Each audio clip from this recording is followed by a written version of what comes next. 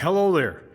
Have you ever had one of those moments, something's wrong, something's stuck, something just stopped working? You've knocked something over and it's too big for you to pick up by yourself, and you realize you are going to need help. You panic at least a little, looking around for help, walking out the door on the way to school, and somehow you manage to catch your coat in the door, and now the door's locked and you don't have a key, and your coat's caught in that door. Once again, you're looking for help. In this part of the book of Isaiah, God tells the people what the future will be like. We call it prophecy.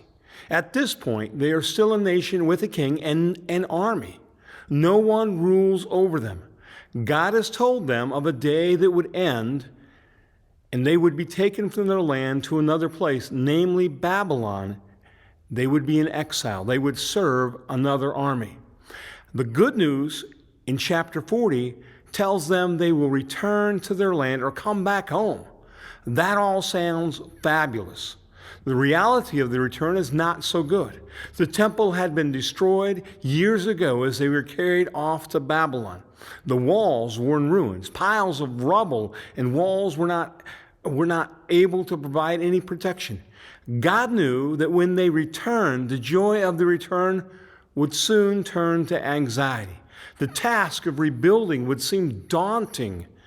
God would remind them in Isaiah 41:10, "Do not fear, for I am with you. Do not anxiously look about you, for I am your God. I will strengthen you.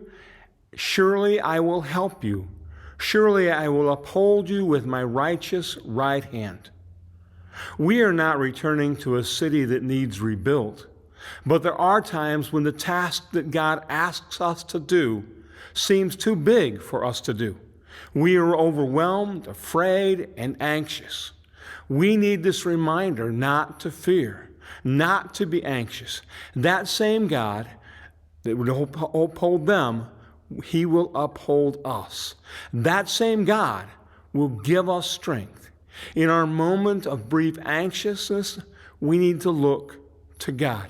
In our moment of fear, we need to trust our Lord. He will strengthen us.